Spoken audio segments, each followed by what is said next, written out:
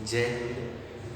आज हम देखेंगे प्याज और लहसुन की खेती के विषय में, वही कि कब करनी चाहिए, कितना तापमान रहता है, कितना हम बीज प्रयोग करें, ठीक, और कौन कौन सी अच्छी वैरायटी जो हो, ठीक। Botanical name allium cepa. प्याज से शुरुआत कर रहे हैं, प्याज पढ़ रहे हैं ओनियन।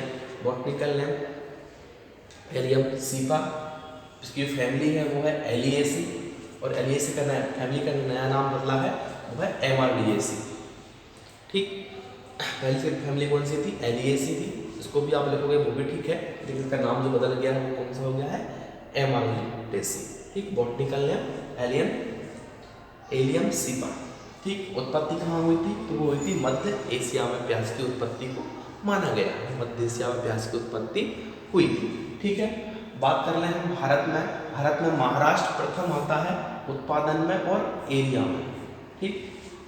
भारत की बात हो रही है तो भारत में प्रथम स्थान कौन सा है? तो वो है महाराष्ट्र आता है प्रथम स्थान पर उत्पादन और एरिया में। कितना होता है एरिया में जो खेती होती है प्याज की वो होती है 24.73% प्याज की खेती की जाती है, और उत्पादन कितना होता है?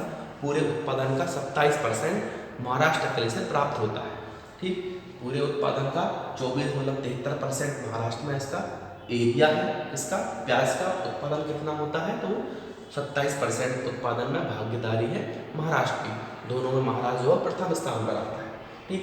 विदेश पहुंचाने की बात करें हम कि कौन कौन देश जो है वो इसका विदेश पहुंचाते हैं, तो नीदरलैंड प्रथम स्थान है, 21% इसको विदेश पहुंचाता है नीदरलैंड, ठीक। दूसरा स्थान आता है स्पेन का, ये दूसरे स्थान पर है, और तृतीय स्थान पर तीसरे स्थान पर आता है भारत 12% प्याज के उत्पादन को विदेश पहुंचाता है, ठीक। इसके बाद देखें प्याज के लाल रंग का कारण और उससे आंसू आने का कारण। देखिए प्याज में जो लाल रंग दिखा होगा, प्याज में लाल रंग का कारण क्या है? एंथोसाइनिन। प्याज में जो प्याज रंग का लाल रंग होता है वो किसके कारण होता है? एंथोसाइनिन के कारण प्याज का जो है वो लाल रंग होता है, ठीक। देखा होगा आपने कि जब आप प्याज को काटते हैं या छीलते हैं तो आंखों से आंसू आने लगते हैं, ठीक है। उसका कारण क्या है? साइप्रोपोथेनिल एस ऑक्साइड, ठीक। इसके कारण हमें जो प्याज को काटते हैं तो हमारी आंखों में आंसू आने लगते हैं। क्या है? साइप्रोपेथेनिल एस ऑक्साइड के कारण प्याज में आंसू आते हैं, ठीक। और इसमें जड़ प्रणाली होती है वो प्याज की रेशेदार जड़ प्रणाली पाई जाती है, ठीक। कि खेती के लिए जलवायु की बात करें तो ये सभी प्रकार की जलवायु की खेती कर सकते हैं, ठीक। और सभी मौसम में भी हम इसको उगा सकते हैं, सभी जलवायु में और सभी प्रकार के मौसम में इसकी हम खेती कर सकते हैं। बात करें ग्रोथ के लिए तापमान या बढ़वार के लिए तापमान चाहिए होगा, वो 12.8 से लगभग 23 डिग्री सेंटीग्रेड के आसपास हमें तापमान मिलेगा, तो हम इसका अच्छी ग्रोथ करा सकते हैं, ठीक। बल्ब बनने के लिए बात करें तो बल्ब बनने के लिए तापमान चाहिए होगा लगभग 15.5 से 25 डिग्री सेंटीग्रेड के आसपास। 15.5 से 25 डिग्री सेंटीग्रेड तापमान रहता है तो हम प्याज की अच्छे बल्ब बन सकते हैं। ध्यान देना प्याज के बल्ब ऐसे कुछ इस प्रकार का तरह होता है और यहाँ पे ऐसे बल्ब बनते हैं, इसका प्रयोग करते हैं खाने के लिए, ठीक है, ठीक। तो इनका विकास अच्छा कब होगा? जब तापमान कितना रहेगा? 15.5 से 25 डिग्री सेंटीग्रेड के आसपास। किस्मों की बात करें तो अर्का प्रगति और अर्का बिंदु, ये जो वैरायटी है इससे आप अच्छा उत्पादन कमा सकते हैं, ठीक। इसके बाद अर्का कीर्तिमान, अर्का लालिमा और अर्का पीताम्बर, ये किस्में हैं हाइब्रिड किस्में हैं अर्का कीर्तिमान, अर्का लालिमा और अर्का पीताम्बर। बात करें बुवाई का समय, तो बुवाई के समय को आप दो प्रकार से लगा सकते हैं, रबी के मौसम में और खरीफ के मौसम में, ठीक। तो रबी के मौसम के लिए क्या होगा? रबी के मौसम के लिए हम नर्सरी लगाएंगे, वो लगाएंगे कब? अक्टूबर से नवंबर के बीच में, ठीक। कब? रबी के मौसम के लिए हम तैयार करेंगे नर्सरी को कब? अक्टूबर और नवंबर के बीच में। खरीफ के मौसम के लिए हम जून के अंतिम सप्ताह में इसकी नर्सरी को तैयार कर सकते हैं, ठीक। नर्सरी तैयार करने के लिए हम बीजों की आवश्यकता होगी, सीड रेट, ठीक। सीड रेट कितना होगा, तो हम 8 से 10 किलोग्राम बीजों को 1 हेक्टेयर के लिए प्रयोग कर सकते हैं। ठीक, और वहीं रबी के मौसम की बात करें तो हमें 10 से 12 किलो बीजों की आवश्यकता होगी 1 हेक्टेयर के लिए। ठीक, कब, रबी के लिए। बात करें खरीफ के मौसम की, थोड़े से ज़्यादा लगेंगे ये बीज, लगभग 12 से 15 किलोग्राम 1 हेक्टेयर में इनके बीजों को हम अच्छे तैयार करेंगे।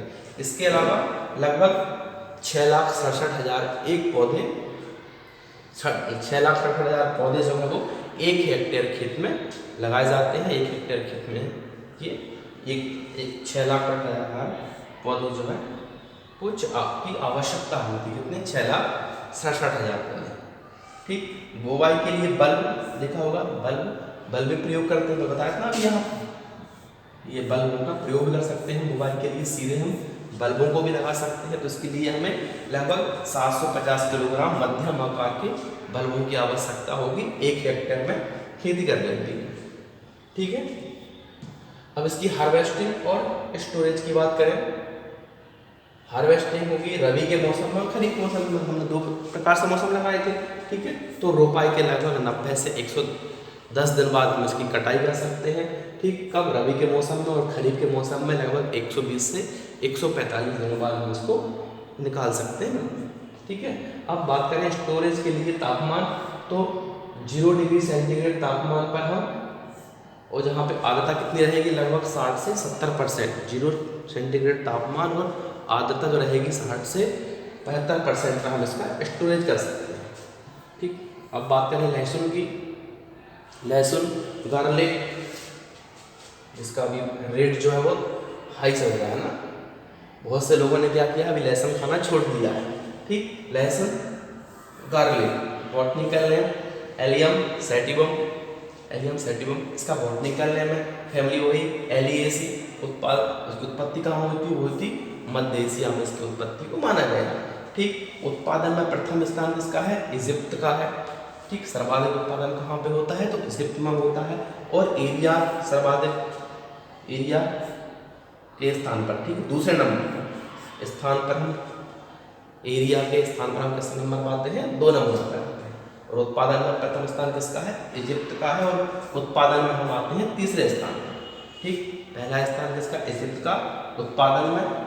ठीक, सर्वाधिक उत्पादन का होगा इजिप्ट में, और उत्पादन में हमारा स्थान कौन सा है, तो हम तीसरे स्थान पर आते हैं किसके, लहसुन के उत्पादन में। ठीक, और एरिया में हम आते हैं कौन से, दूसरे स्थान पर। ठीक, उसका खाने वाला जो भाग होता है उसको हम क्लोन कहते हैं। ठीक, देखा होगा लहसुन को, नहीं देखा, देखा तो है। ठीक, तो लहसुन का हम क्लोन भाग का प्रयोग करते हैं खाने के लिए। बात करें लहसुन से बदबू आने के कारण, देखा हुआ एक अजीब सी स्मेल जो आती है, उसमें बदबू सी आती है, उसका कारण क्या है, अलियल डाइसल्फाइड के कारण लहसुन से बदबू आती है। ठीक, बात करें किस्मों की, तो किस्में 2 प्रकार की हैं, एक कम दिनों की और एक ज़्यादा दिनों की। कम दिनों वाली कौन सी किस्में हैं, एग्री फाउंड व्हाइट, यमुना सफ़ेद, भीमा ओमकार। ठीक, एग्री फाउंड व्हाइट, यमुना सफ़ेद और भीमा ओमकार, ये क्या हुई, कम दिनों की किस्में हुई। और ज़्यादा दिनों की किस्मों की बात करें तो एग्री फाउंड पार्वती और मुक्तेश्वर सिलेक्शन 1, एग्री फाउंड पार्वती और मुक्तेश्वर सिलेक्शन 1, ये ज़्यादा दिनों की किस्में हैं। ठीक, इसके लिए हमें बीज दर, तो लहसुन में देखा होगा लहसुन का बीज को प्रयोग तो नहीं करते हैं, जो खाते हैं ना क्लोव, ठीक, उसी का प्रयोग करते हैं हम। यहाँ पर शायद क्लोन बोलते हैं ना, क्लोन, तो खाने वाला भाग भी क्या है, क्लोव ही है। ठीक, यहाँ पर क्लोन नहीं, क्या, क्लोव, खाने वाला भाग कौन सा होता है, क्लोव होता है। बात करें बीज दर की, तो बीज दर में क्लोव लगाए जाते हैं। ठीक, कितने, लगभग 500 से 800 ग्राम 1 हेक्टेयर के लिए हम क्लोव का प्रयोग करते हैं लगाने के लिए। लगाना मतलब बीज दर, सीड रेट ना, कितना प्रयोग करते हैं, 500 से 800 किलोग्राम। ठीक, और प्रति 1 किलो का वजन कितना होगा, वो होगा लगभग 1 से 1.5 ग्राम के आसपास प्रति 1 किलो होगा।